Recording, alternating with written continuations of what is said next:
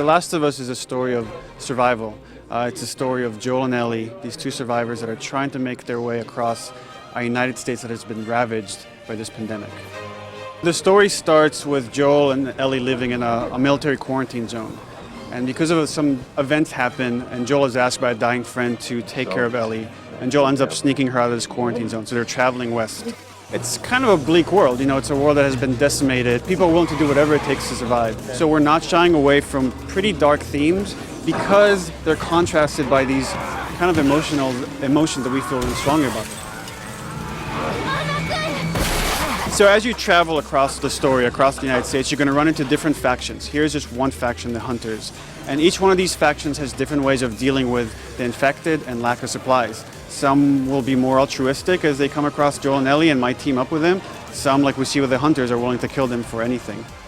Yeah, you will be allied with other characters. Right now we're just focusing on Joel and Ellie, but we actually have a pretty big cast of characters that we haven't revealed yet. The way the story progresses is almost like short stories. So in the area, you're going to travel in real time and progress through gameplay. And then once you reach a certain goal, a certain climax, you're then going to cinematically move to another location. As far as the length of the game, you can look at our past titles and see kind of the length we're shooting for. But I can tell you there is multiplayer in The Last of Us, but we're not really talking about what that is exactly just yet. It's a story that has like specific beats that you're going to experience. But within those, or between those, we really want to open up the environment to let you explore. So you choose how much you want to go off the beaten path and find these narrative moments that tell you more about who Joel and Ellie are and their different perspectives of how they view the world.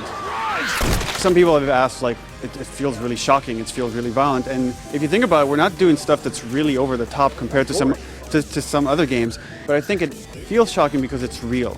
We're going for realistic. Because we make these guys feel human, it feels worse kind of dispatching them.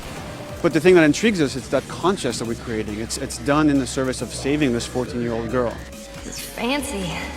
Because The Last of Us is a totally different genre, takes place in different locations than anything we've done in the past, we had to kind of reinvent the way we handle lighting.